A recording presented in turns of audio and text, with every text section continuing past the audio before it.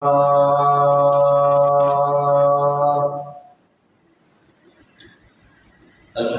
لله وكفى والصلاة والسلام على سيد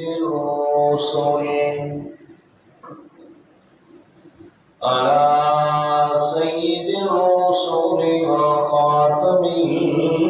الأنبياء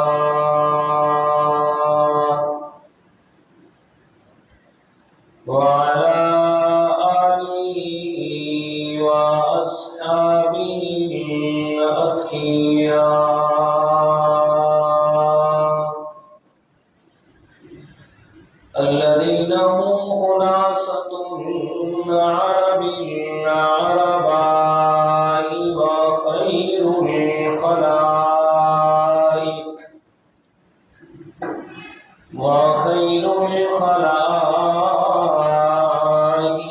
بعد الأنبياء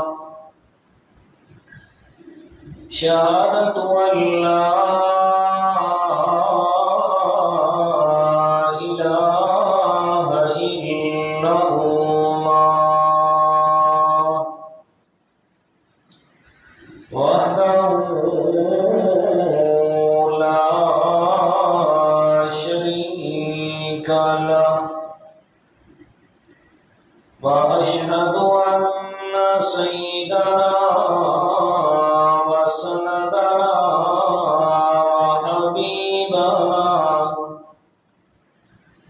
وحبيب ربنا وطبيبنا وطبيب قلوبنا محمدا عبد الله ونبيه ورسوله أما بعد فإن خير الحديث كتاب الله وخير الهدي هدي محمد صلى الله عليه وسلم وشر الأمور محدثاتها إن كل محدثة بدعة كل بدعة ضلالة وكل ضلالة في النار. أعوذ بالله من الشيطان الرجيم. بسم الله الرحمن الرحيم. فبما رحمة من الله لنت لهم ولو كنت فظا غليظ القلب لانفضوا من حولك فاعف عنهم واستغفر لهم وشاورهم في الأمر فإذا عزمت فتوكل على الله إن الله يحب المتوكلين. قال النبي صلى الله عليه وسلم إنما بعثت لأتمم مكارم الأخلاق أو كما قال النبي صلى الله عليه وسلم. اللهم صل على محمد النبي الأمي وعلى آله وأصحابه وسلم تسليما. حكيما سبحانك لا علم لنا إلا ما علمتنا إنك أنت العليم الحكيم.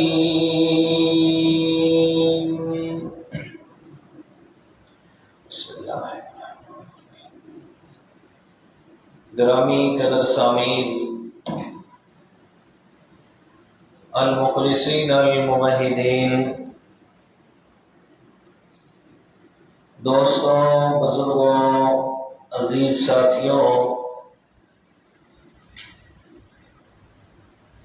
دنیا کائنات کے اندر بے شمار مذاہب اور ادیان چل چکے ہیں. ان میں سے کچھ مذاہب ایسے ہیں جو لوگوں کے تراشیدہ ہیں، اور کچھ ادیان اور مذاہب وہ بھی ہیں جنہیں اللہ تعالیٰ نے خود دنیا کائنات کے اندر بذریعہ انبیاء کرام بھیجا تھا. ان میں یہودیت ہے، عیسائیت ہے اور مذہب اسلام ہے. ان تینوں ادیان کو اللہ تعالیٰ نے ہی دنیا میں بھیجا تھا. اسلام کے علاوہ باقی دو مذاہب اپنے اپنے وقت کے اندر مبنی برحق تھے. ان پر چلنا نجات کا ذریعہ تھا،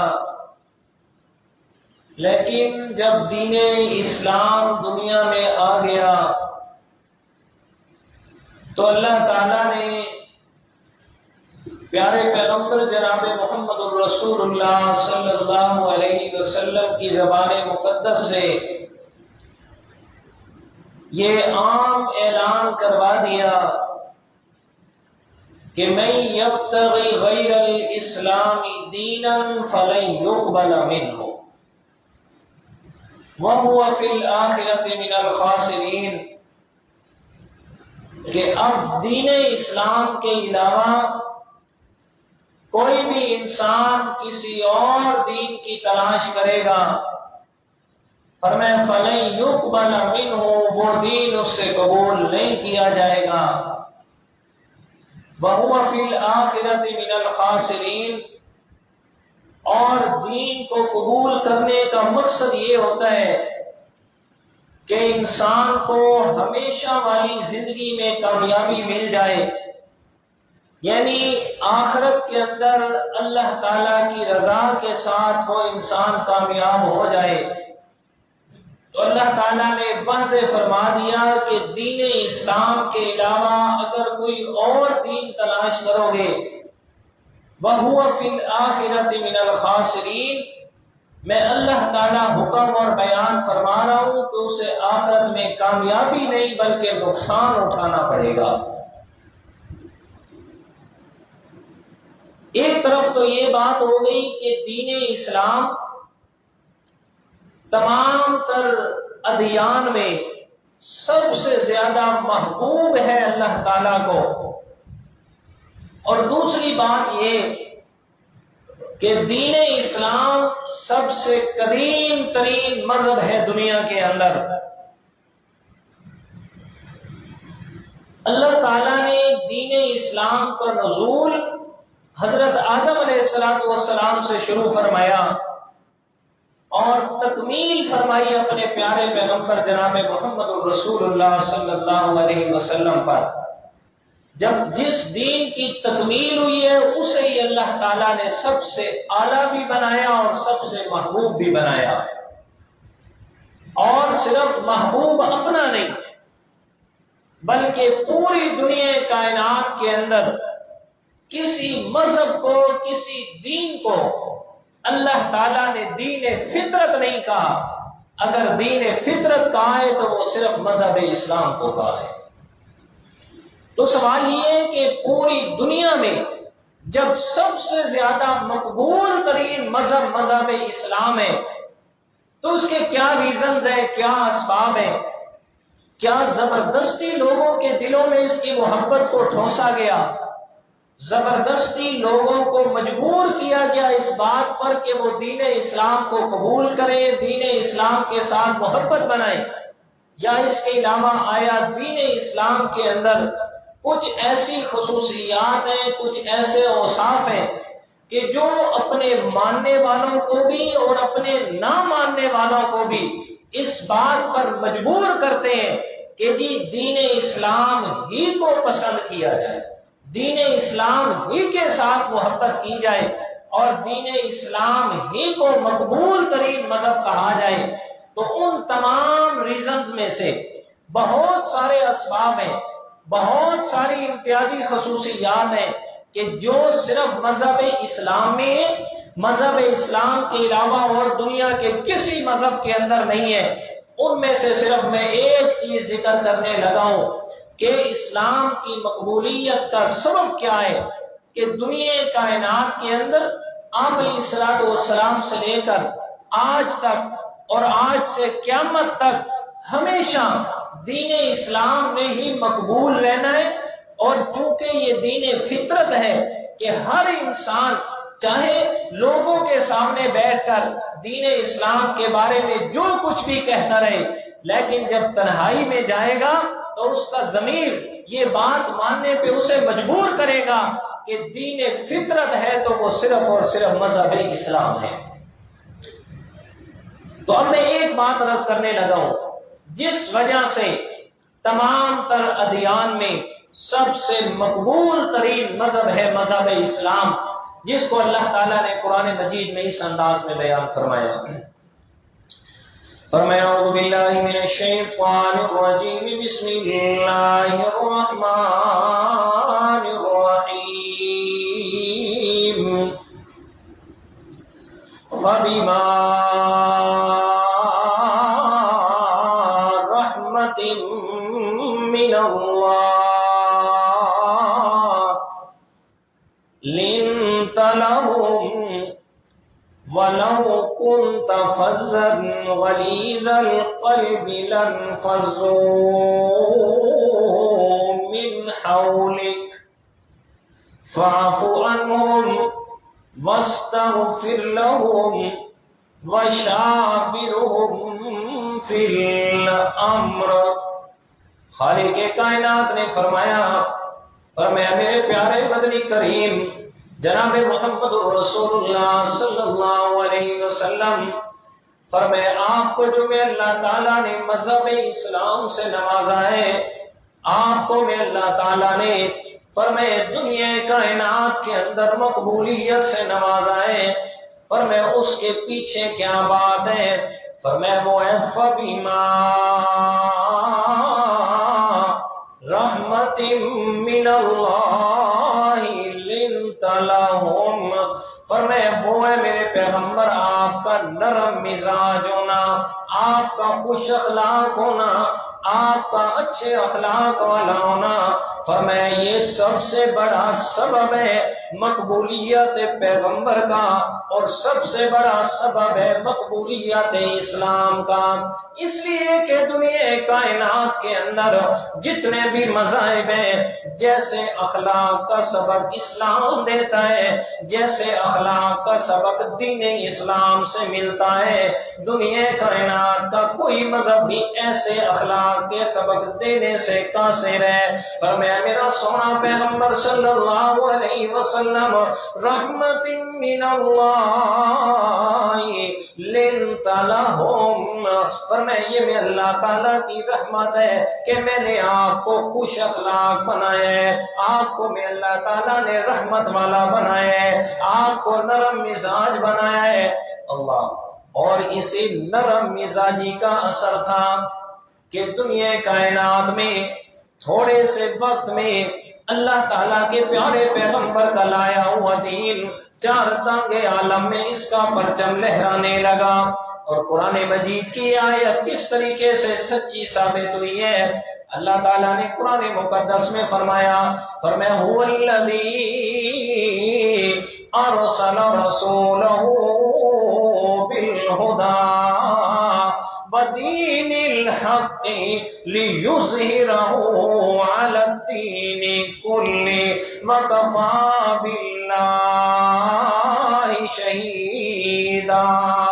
فرمایا میرا پیغمبر، میں اللہ تعالیٰ اعلان کر رہا ہوں، هو الذی ارسل رسولہ بالہدی،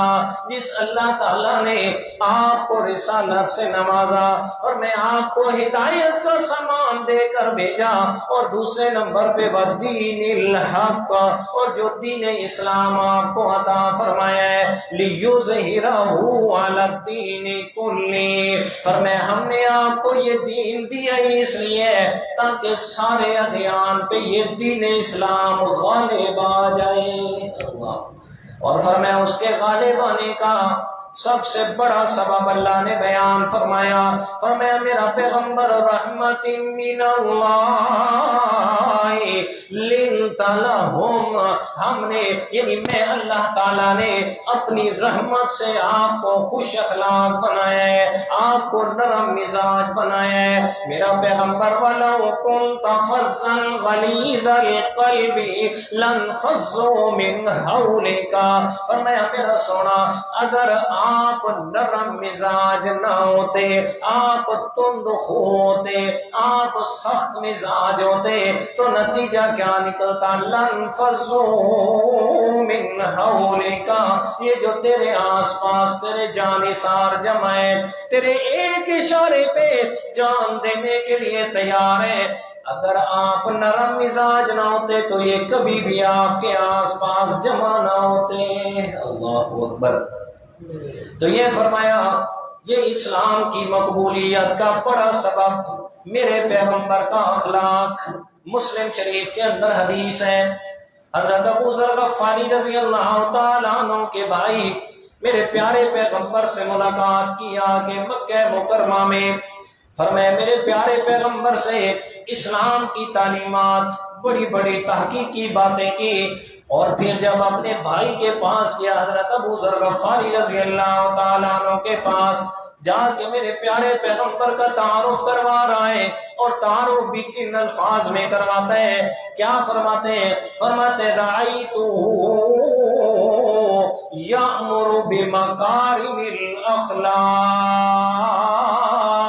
کہتے بھائی تجھے کیا بتاؤں اس پیغمبر کے اندر کتنی صفات تھی، بس دو لفظوں میں بات ختم کرنے لگا ہوں۔ میں نے اس کو دیکھا ہے جتنا وقت بھی میں نے اس کے ساتھ گزارا وہ ہر وقت زبان سے اخلاق کی تعلیمات دے رہا تھا، لوگوں کو اچھے اخلاق سکھا رہا تھا، لوگوں کے اخلاق پر محنت کر رہا تھا۔ اسی طرح حضرت جعفر طیار رضی اللہ تعالیٰ عنہ جب نجاشی کے دربار میں اللہ تعالیٰ کے پیارے پیغمبر کا تعارف کروایا، نجاشی نے پوچھا بتا جس پیغمبر پہ تم ایمان لائے ہو اس پیغمبر کا تعارف کرواؤ وہ کیا ہے؟ حضرت جعفر طیار رضی اللہ تعالیٰ عنہ حضرت علی رضی اللہ تعالیٰ عنہ کے بڑے بھائی ہیں، میرے پیارے پیغمبر کے چچا زاد بھائی ہیں۔ حضرت جعفر طیار رضی اللہ تعالیٰ عنہ نے میرے پیغمبر کا جو تعارف کروایا،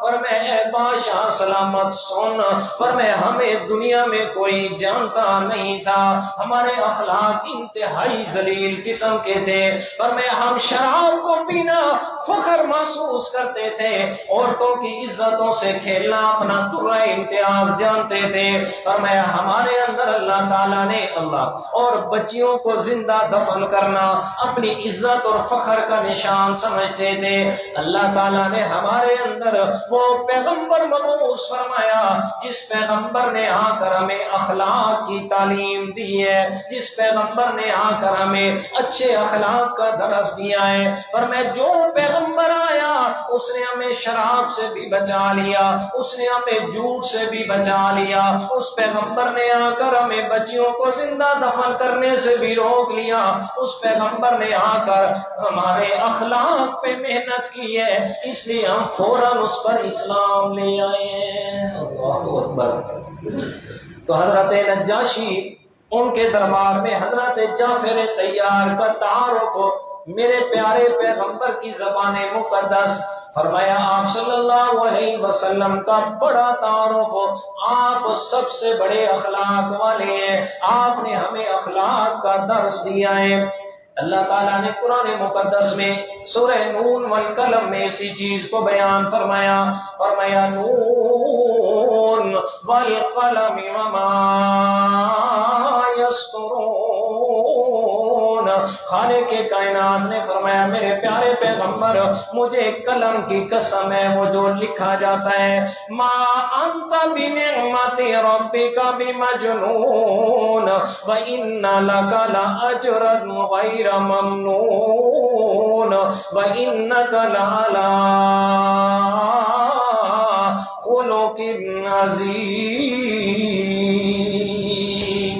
اللہ فرمایا ہم نے اپنے پیارے پیغمبر کو اخلاق عظیمہ سے نوازا ہے، ہم نے اپنے پیارے پیغمبر کو جو اخلاق دیا فرمایا اس جیسا اخلاق اور کسی کو عطا نہیں فرمایا۔ اسی لیے اللہ تعالیٰ کے پیارے پیغمبر کی حدیث مبارک ہے، میرے پیارے پیغمبر نے فرمایا خیارکم احسنہم خلقا، فرمایا او میری امت کے لوگوں تم میں سے سب سے بہترین انسان وہ ہے جس کے اخلاق سب سے اچھے ہیں، جو اخلاق کے اعتبار سے سب سے زیادہ اچھا ہے۔ اور آپ صلی اللہ علیہ وسلم نے ایک موقع پہ ارشاد فرمایا، فرمایا ان الرجل لیدرک بحسن خلقہ درجۃ قائم اللیل وصائم النہار، فرمایا ایک انسان فرمایا ساری رات عبادت کرتا ہے، سارے دن میں روزہ رکھتا ہے، فرمایا ساری رات کی عبادتوں اور سارے دن کے روزے سے وہ جو مقام حاصل کرتا ہے اس کے مقابلے میں دوسرا انسان صرف اچھے اخلاق کی وجہ سے اس کے برابر مقام لیتا ہے۔ اللہ اکبر۔ تو دین اسلام مقبولیت کا سبب وہ میرے پیارے پیغمبر کا اخلاق، آپ صلی اللہ علیہ وسلم کو اللہ تعالیٰ نے جو اخلاق عطا فرمایا، آج اسی دین اسلام کے خلاف طرح طرح کے پروپیگنڈے کیے جاتے ہیں۔ یہ تو اصول ہے نا، جو چیز زیادہ شہرت کی طرف آ رہی ہو تو اس کے خلاف پھر اسی شہرت کو روکنے کے لیے پروپیگنڈے کیے جاتے ہیں۔ تو دین اسلام دنیا کائنات میں ایسا مذہب جو عین فطرت کے مطابق ہے، فرمایا اس کے خلاف بڑے بڑے پروپیگنڈے کیے گئے، ایک بڑا حربہ استعمال کیا گیا دین اسلام کو ختم کرنے کے لیے، اور یہ الزام لگایا گیا کہ دین اسلام دنیا کے اندر کسی کے ہاں بھی محبوب اور مقبول نہیں ہے، جتنے بھی لوگ اس کے اندر داخل ہوئے ہیں وہ سارے کے سارے زبردستی داخل کیے گئے، انہیں تلوار کے زور پہ اسلام قبول کرنے پہ مجبور کیا گیا ہے۔ تو اللہ تعالیٰ نے قرآن مقدس میں اس بات کی وضاحت فرما دی، فرمایا میں اللہ تعالیٰ نے یہ مسلم قانون بنا دیا، جو زبردستی والا اسلام ہے میں اللہ نے قبول ہی نہیں کرنا، جو زبردستی والا دین ہے وہ میں اللہ تعالیٰ کے آقا میرے قبول ہی نہیں ہے۔ تیسرے پارے میں ارشاد فرمایا، فرمایا لا اکراہ فی الدین قد تبین الرشد من الغی فمن یکفر بالطاغوت ویؤمن باللہ فقد استمسک بالعروۃ الوثقی لا انفصام لہا واللہ سمیع علیم۔ فرمایا میں اللہ تعالیٰ نے ہدایت کو واضح فرما دیا، ہر ایک کو دو راستے دکھا دیے، وہدیناہ النجدین، دونوں راستوں کی ہدایت دے دی، فرمایا یہ سیدھا راستہ ہے میں اللہ تعالیٰ کے آئے گا، یہ الٹا اور غلط راستہ ہے شیطان کا ساتھی بن کے جہنم میں جائے گا۔ فرمایا پھر انسان کو فری ہینڈ دے دیا، چاہے تو سیدھے راستے پہ چل، چاہے تو اس غلط راستے پہ چل۔ فرمایا اپنی مرضی سے زندگی گزار، لا اکراہ فی الدین، میں نے آپ پر زبردستی نہیں کی کہ آپ کو زبردستی مسلمان کر دیا جائے۔ اور سورہ یونس میں بیان فرمایا وَلَوْ شَاءَ رَبُّكَ لَآمَنَ مَنْ فِي الْأَرْضِ كُلُّهُمْ جَمِيعًا أَفَأَنْتَ تُكْرِهُ النَّاسَ حَتَّى يَكُونُوا مُؤْمِنِينَ۔ فرمایا اگر میں اللہ تعالیٰ چاہتا، اگر میں اللہ تعالیٰ اس بات کو چاہوں سب کو زبردستی ایمان لانے پہ مجبور کر دوں۔ فرمایا جیسے کہ قوم بنی اسرائیل کے بارے میں آتا ہے، حضرت موسیٰ علیہ السلام تورات لے کر آئے، فرمایا مانو، بنی اسرائیل کیا جواب دیا؟ کہتے نہیں مانتے،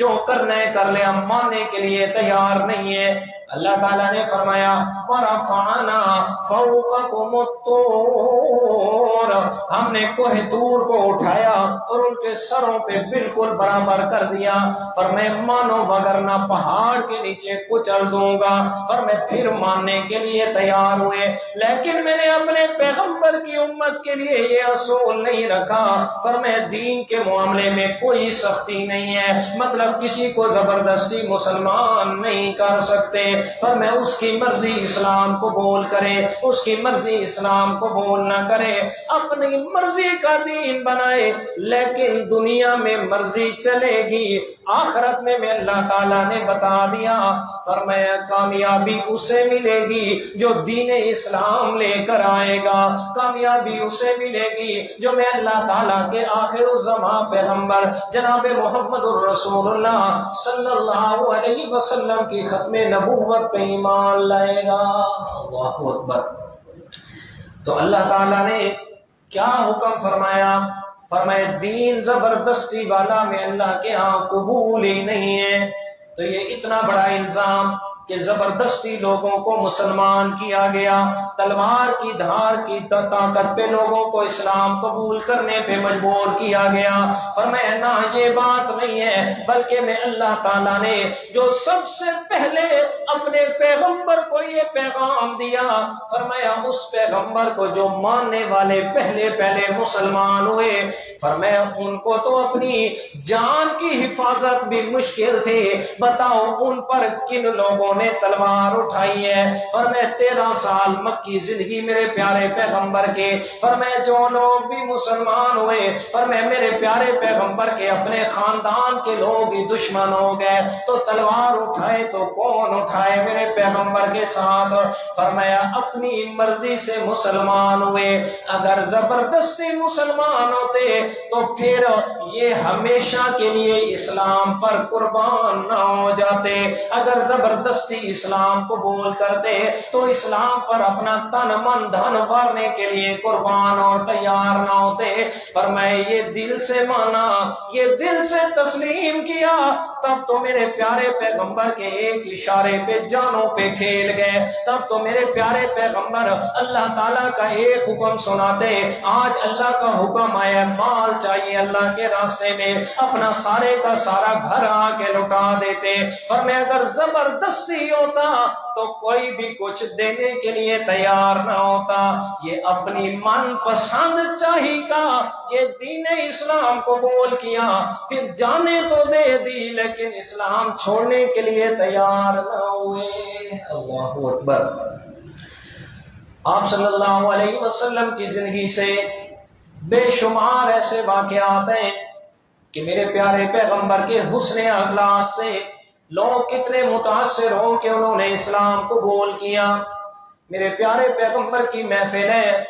آپ صلی اللہ علیہ وسلم کی محفل میں ایک دیہاتی آدمی آ گیا، مسجد نبوی ہے، اور میں آپ صلی اللہ علیہ وسلم کی محفل میں آ کے بیٹھا، تھوڑا سا وقت گزرا ہے، دیہاتی آدمی مسجد میں بیٹھے بیٹھے پیشاب کرنا شروع کر دیا۔ فرمایا جیسے پیشاب شروع کیے صحابہ کرام دوڑے اس کو روکنے کے لیے، غصہ ہوئے یہ کیا کر رہا ہے۔ میرے پیارے پیغمبر نے فرمایا لا تظلموا دعو، فرمایا میرے صحابہ اس کو کچھ نہ کہو، فرمایا چھوڑ دو اس کو اپنی حالت پہ، یہ پیشاب کر رہا ہے کرنے دے، اس کو کچھ نہ کہا جائے۔ فرمایا جب وہ دیہاتی آدمی فرمایا پیشاب سے فارغ ہوتا ہے، آپ صلی اللہ علیہ وسلم نے صحابہ کرام کو حکم فرمایا، فرمایا مسجد میں اس جگہ کو پاک کرو، پانی بہایا جائے اور پاک کی جائے۔ اور پھر اس دیہاتی کو بلایا، میرے پیارے پیغمبر نے بلا کے بڑے پیار اور محبت سے یہ الفاظ فرمائے، فرمائے انما بعثتم ميسرين ولم تبعثوا معسرين ان هذه المساجد لم تبن لهذا انما بنيت لذكر الله۔ اور میں صحابہ کرام کو فرمایا چھوڑو یار چھوڑو، اللہ تعالیٰ نے آپ کو مشکلات پیدا کرنے والا نہیں بنایا بلکہ آسانیاں بانٹنے والا بنایا ہے۔ اور دیہاتی کو بلایا اور فرمایا بڑے پیار سے، او اللہ کے بندے یہ مساجد اللہ کا گھر ہے، یہ اس لیے نہیں بنائی کہ آپ آ کر یہاں پیشاب کریں، بلکہ انما بنیت لذکر اللہ، بلکہ یہ تو اللہ تعالیٰ کے ذکر کے لیے بنی ہے۔ اللہ قرآن مجید میں اللہ تعالیٰ نے کیا فرمایا؟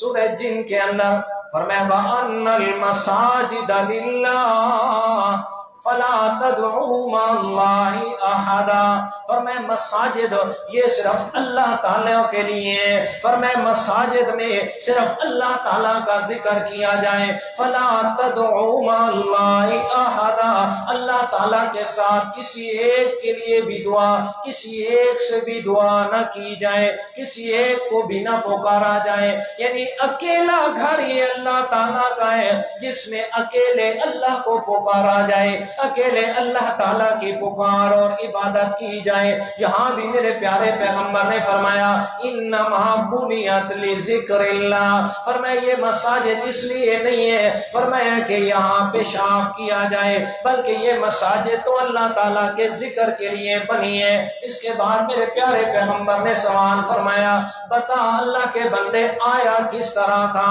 وہاں دیہات سے یہاں مدینہ شریف میں کیسے آیا؟ دیہاتی کہتے ہیں یا رسول اللہ میں نے سنا ہے آپ لوگوں کو بڑے نوازنے والے ہیں، آپ کے پاس جو بھی آتے ہیں آپ اس کو جناب بہت زیادہ نواز کے بیچتے ہیں، ہمارے اوپر غربت ہے، کھانے پینے کی کوئی چیز نہیں ہے، ہمارا سارے کا سارا علاقہ غربت کا شکار ہے، میں آپ کے پاس آیا ہوں کہ کھانے پینے کی کوئی چیز مجھے بھی مل جائے۔ آپ صلی اللہ علیہ وسلم نے سب سے پہلے صحابہ کرام کو فرمایا فرمایا اس دیہاتی کے لیے کھانے کا انتظام کیا جائے، فرمایا کھانا لایا گیا، قربان جاؤں میرے پیارے پیغمبر کے اخلاق اور محبت میں میرے پیارے پیغمبر نے اس دیہاتی کے ساتھ بیٹھ کے کھانا کھایا۔ اللہ اکبر۔ آج ہمیں تو تھوڑا سا عہدہ مل جائے، جی تھوڑے سا عہدہ حاصل ہو جائے، غریب کے ساتھ سلام کرنا بھی گوارا نہیں کرتے، ساتھ میں بٹھانا تو دور کی بات ہے، غریب کے گھر سے آئی ہوئی چیز کھانے کے لیے تیار نہیں ہے، اس کے ساتھ تعلق رکھنے کے لیے تیار نہیں ہے۔ آج ہمارے معاشرے کے اندر بڑا عجیب حال ہو گیا، قریب کا رشتہ دار، قریبی رشتہ دار اگر غریب ہوگا اس سے اپنا رشتہ دور کا بتائیں گے، اور دور سے دور کا رشتہ دار اگر امیر ہوگا اس سے اپنا رشتہ قریب کر کے بتائیں گے۔ بھائیو میرے مسلمان، کیا سوچ بن گئی تیری کہ یہ پیسہ اور مال و دولت سب کچھ ہے کہ اسی کی وجہ سے رشتے ملیں گے؟ نانا میرا بھائی، میرے پیارے پیغمبر جناب محمد الرسول اللہ صلی اللہ علیہ وسلم اکثر اللہ تعالیٰ سے دعا فرمایا کرتے کرتے تھے اللہم احیینی مسکینا وامیتنی مسکینا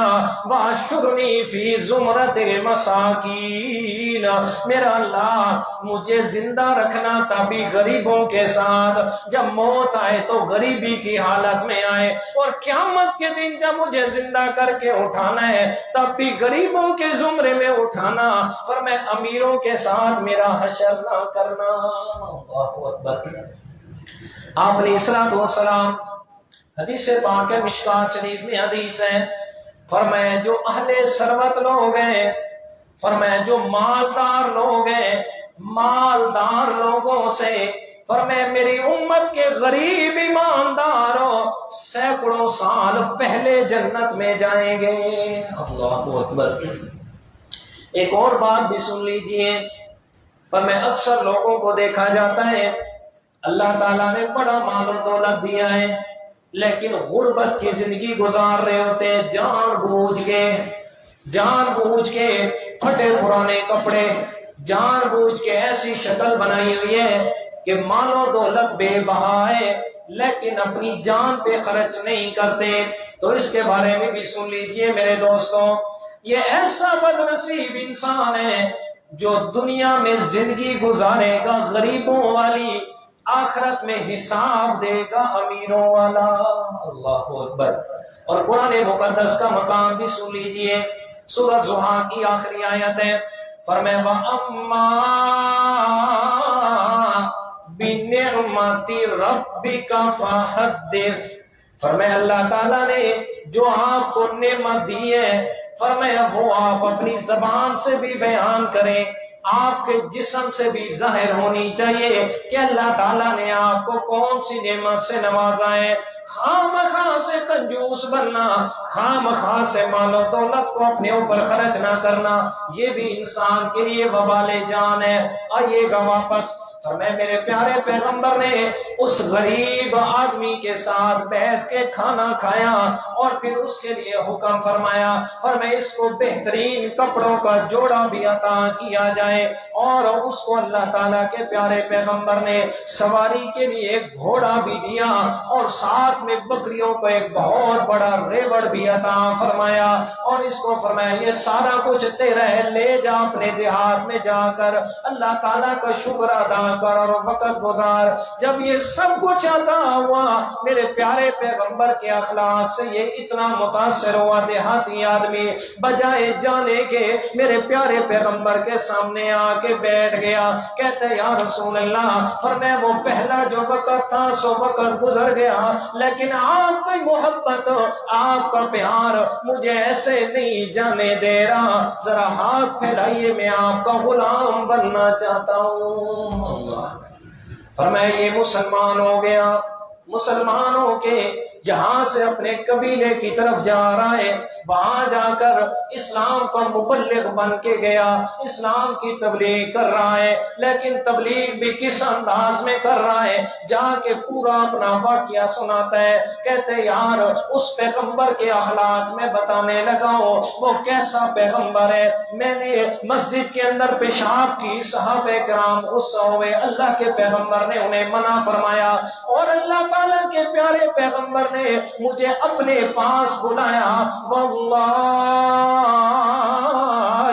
ما زجرنی ولا فضحنی ولا لطمنی، مجھے اللہ تعالیٰ کی قسم ہے نہ اللہ کے پیغمبر نے مجھے تھپڑ مارا، نہ مجھے سخت جملے کہے، نہ مجھے کچھ اور کہا، بلکہ فرمایا میں نے اللہ تعالیٰ کے پیارے پیغمبر کو کیسے دیکھا، واللہ ما رأیت احسن معلما من رسول اللہ، میں نے اللہ کے پیارے پیغمبر سے زیادہ اچھا معلم اور استاد میں نے نہیں دیکھا۔ اے میری قوم، آمنو بالنبی الذی لا یرجع السیئۃ بالسیئۃ، فرمایا اس پیغمبر پہ ایمان لے کے آؤ جو پیغمبر نیکی کا بدلہ بھی نیکی سے دیتا ہے، برائی کا بدلہ بھی نیکی سے دیتا ہے۔ فرمایا یہ تبلیغ کر رہا ہے، جب گیا تھا تو اکیلا تھا، آج تھوڑے سے عرصے کے بعد دوبارہ میرے پیغمبر کے پاس آ رہا ہے،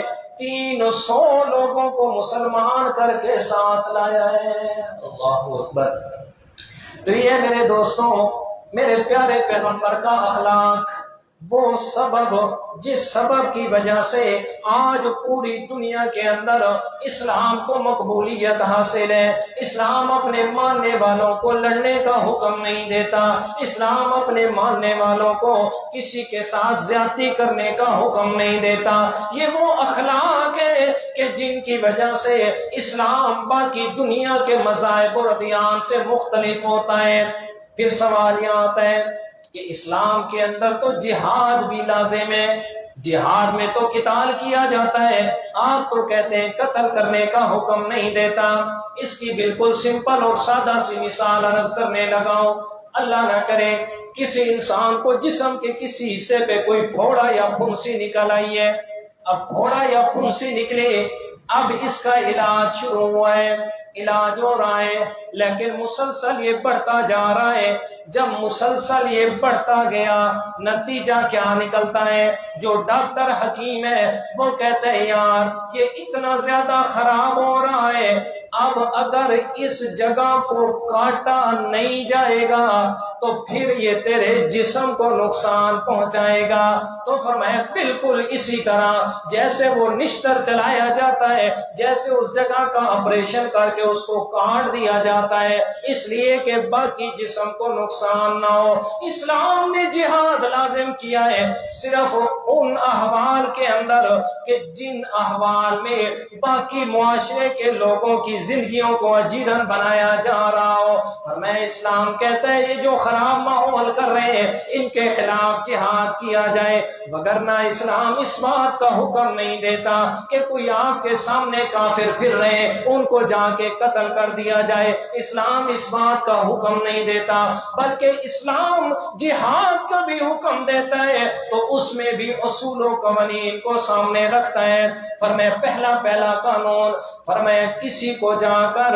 بغیر بتائے حملہ کر کے آپ ان کو ختم نہیں کر سکتے، فرمایا بلکہ پہلے جا کے اسلام پیش کیا جائے گا۔ فرمایا اسلام مانے ٹھیک ہے آپ اور ہم بھائی ہیں، ہمارے تمہارے حقوق برابر ہو گئے، فرمایا اسلام کو ماننے کے لیے تیار نہیں ہے۔ اب دوسری بات فرمایا ہمیں جزیہ دے کر ہمارے زیر حکومت رہے، آپ ہمیں جزیہ ٹیکس دے، ہم آپ کے حقوق ادا کریں گے۔ اگر جزیے پہ راضی ہو گئے پھر بھی کوئی جنگ نہیں ہے۔ فرمایا تیسرے نمبر پہ اگر جزیے سے بھی انکار کرتے ہیں پھر حکم ہے فرمایا اب ان کے ساتھ جہاد کیا جائے، لیکن پھر اصول بیان فرمایا بوڑھوں کو قتل نہیں کرنا، عورتوں کو قتل نہیں کرنا، بچوں کو قتل نہیں کرنا، ان کے مذہبی پیشواؤں کو قتل نہیں کرنا، ان کے گرجے ان کی عبادت گاہوں کو بھی نہیں گرانا، ان کے مکانات کو بھی نہیں گرانا، فصلوں کو آگ بھی نہیں لگانی، سرسبز و شاداب درختوں کو آگ بھی نہیں لگانی۔ فرمایا صرف ان جوانوں سے لڑنا ہے جو آپ سے لڑنے کے لیے میدان میں نکلے ہیں، فرمایا جو میدان میں نہیں نکلے فرمایا ان کے ساتھ بھی قتال نہیں کرنا۔ تو میرے دوستوں جو اتنی شرائط کے ساتھ اسلام جہاد کا حکم دے رہا ہے، صرف مقصد کیا ہے کہ معاشرے کے اندر امن برقرار رہ جائے۔ وہ جو عناصر اسلام کو ختم کرنے کے لیے، وہ جو عناصر اسلام کے خلاف چل رہے ہیں، صرف ان کو روکنے کے لیے حکم دیا جاتا ہے۔ اسلام میں جہاد اس لیے نہیں ہے کہ کسی کو زبردستی مسلمان کیا جائے۔ اللہ اکبر۔ اسلام وہ تو اپنی مرضی سے قبول کرنا ہے، جو کہ میں شروع میں ذکر کر چکا ہوں۔ تو مقبولیت اسلام کی سب سے بڑی وجہ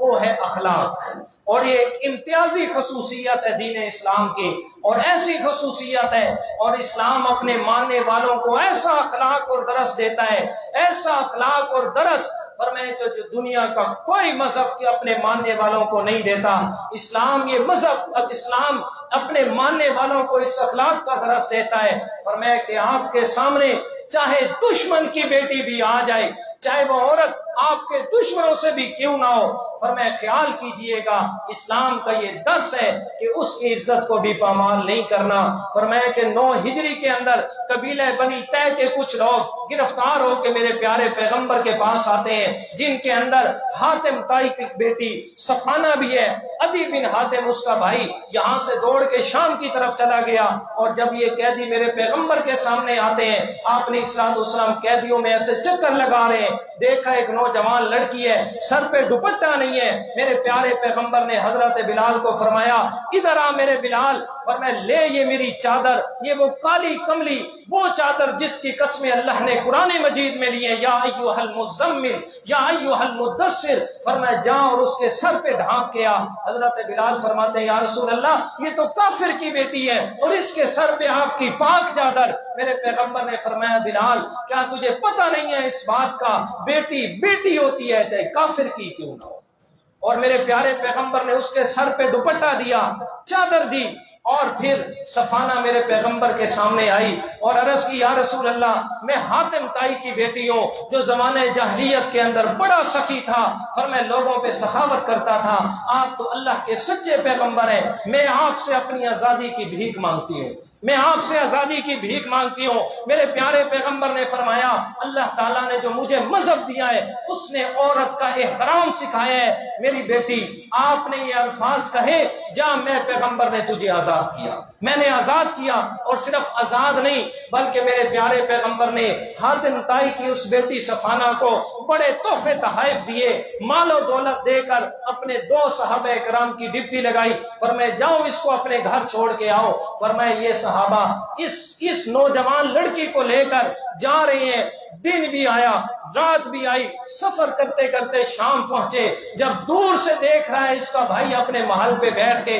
کوئی 3 لوگ آ رہے ہیں، دور سے دیکھا، جب قریب آیا تو پتہ چلا یہ میری بہن آ رہی ہے، تلوار لے کے نیچے آیا، آ کے کہتا ہے میری بہن مجھے یہ بتا ان 2 اجنبی لوگوں کے ساتھ کیسا تیرا وقت گزرا، رات کی تاریکیوں میں سفر کا وقت آیا، تیری عزت کو انہوں نے خراب تو نہیں کیا، جلدی بتا میں ابھی ان کے ٹکڑے ٹکڑے کرتا ہوں۔ صفانہ کا جواب سنیے گا میرے دوستو، اور اپنے اندر جھانکیے گا کہ آیا ہم مسلمان کس درجے میں پہنچے ہیں۔ صفانہ نے کہا خبردار میرے بھائی ان کے قریب نہیں آنا، مجھے کعبہ کے رب کی قسم ہے میری عزت اتنی آپ کے گھر میں محفوظ نہیں تھی جتنی ان 2 آدمیوں کے درمیان میں محفوظ تھی۔ تو اسلام نے یہ اخلاق دی ہے، اسلام نے اپنے ماننے والوں کو یہ اخلاق کا سبق دیا ہے۔ جی آج لوگ دیکھتے ہیں ہم جیسے مسلمانوں کو، یہ جو ہم نام نہاد مسلمان بنے ہوئے ہیں، ہم جیسوں کو دیکھتے ہیں اور دیکھ کے یہ کہتے ہیں جناب اسلام کا یہ سبق ہے، یہ جی اسلام کو ماننے والے لوگ ہیں۔ اور میرا بھائی خدا را ہم سب اپنی زندگیوں پر، اپنے اعمال پہ، اپنے کردار پہ اس بات کو غور سے دیکھیں، اپنا مطالعہ کریں کہ کیا کہیں ہم اسلام کے نام پہ دھبا تو نہیں بن رہے، کہ اسلام کے نام پہ دھبا تو نہیں بن رہے کہ قیامت کے دن کہیں ہمارا شمار ان لوگوں میں نہ ہو جائے کہ جی جن لوگوں کے بارے میں اللہ تعالیٰ کے ہاں یہ پہلے سے مقدمہ موجود ہو کہ ان کی وجہ سے اتنے لوگ اسلام سے دور رہ گئے، ان کے کردار کی وجہ سے اتنے لوگ اسلام قبول کرنے سے قاصر رہ گئے۔ تو میرے دوستو اسلام نے ہمیں کردار سکھایا، اسلام نے ہمیں اخلاق کا سبق دیا۔ افسوس آج دنیا کائنات کی ہر چیز پڑھنے کا ہمارے پاس وقت ہے، اگر نہیں وقت تو اپنے دین اسلام کو پڑھنے کا وقت نہیں ہے، اگر نہیں وقت میرے نوجوانوں کے پاس تو اپنے دین اسلام، اپنے پیغمبر کی زبان، اپنے پیغمبر کی سیرت اور لایا ہوا قرآن مجید اس کو سمجھنے کے لیے ہمارے پاس ٹائم نہیں ہے۔ آج دنیا میں ہم کون سا کام ہے جو نہیں کر سکتے، کون سی چیز ہے جس کو ہم حاصل کرنے کے لیے کوشش نہیں کرتے، اگر نہیں کرتے تو صرف دین کو سمجھنے کے لیے نہیں کرتے،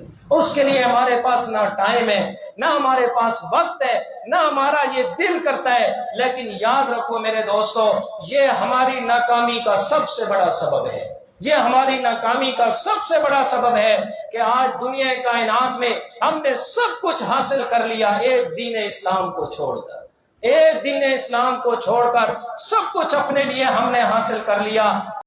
لیکن افسوس ہے نہ وہ سب کچھ ہمارے پاس ہے، نہ وہ دین اسلام ہمارے پاس ہے۔ اگر وہ دین اسلام حاصل کرنے کے لیے ہم کوشش کرتے، کعبہ کے رب کی قسم ہے دنیا تو ہمارے پاؤں کی دھول کی قیمت کے بھی برابر نہیں ہے جی۔ اس لیے کہ اللہ تعالیٰ نے قرآن حدیث پاک میں فرمایا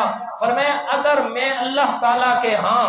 دنیا کائنات، دنیا کے مال و دولت کی قیمت ایک مچھر کے پر کے برابر بھی ہوتی، میں کافر کو ایک کھوٹا پیسہ بھی نہ دیتا،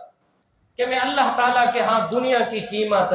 نہیں ہے۔ حضرت عمر رضی اللہ تعالیٰ عنہ کا دور، فرمائے لوگ ڈھونڈ رہے ہیں، اتنا مال و دولت آیا، ڈھونڈ رہے ہیں کوئی تو زکوٰۃ لینے والا ہو۔ خلیفہ ہارون رشید کا دور ہے، بڑا مشہور جملہ تھا ان کا، جب بھی ان کے دور میں بادل گرجتا نا تو خلیفہ ہارون رشید بادل کو ایسے مخاطب کر کے فرماتے جا تو جہاں بھی گرج لے، تو جس جگہ برس لے، جہاں تجھ سے پانی جس زمین کو لگے، جہاں تک طرف پانی سے زمین سیراب ہو جائے، اس سے جتنی بھی فصل ہوگی خراج تو ہم نہیں لینا ہے نا، ٹیکس تو ہم نہیں لینا ہے۔ لیکن اس دور میں ٹیکس، خراج، زکوٰۃ، عشر اتنا اکٹھا ہو گیا کہ کوئی لینے والا ہی نہیں تھا، کوئی لینے والا ہی نہیں تھا۔ ایک ایک دروازے پہ دستک دی جاتی ہے، کوئی غریب آپ میں یہ زکوٰۃ دینی ہے، یہ عشر دینا ہے، کوئی لینے والا نہیں ملتا تھا۔ یہ وہ دور تھا کہ جس دور میں مسلمانوں نے اسلام کو آگے رکھا، اللہ تعالیٰ نے دنیا کی دولت ان کے قدموں کی دھول کے نیچے رکھ دی۔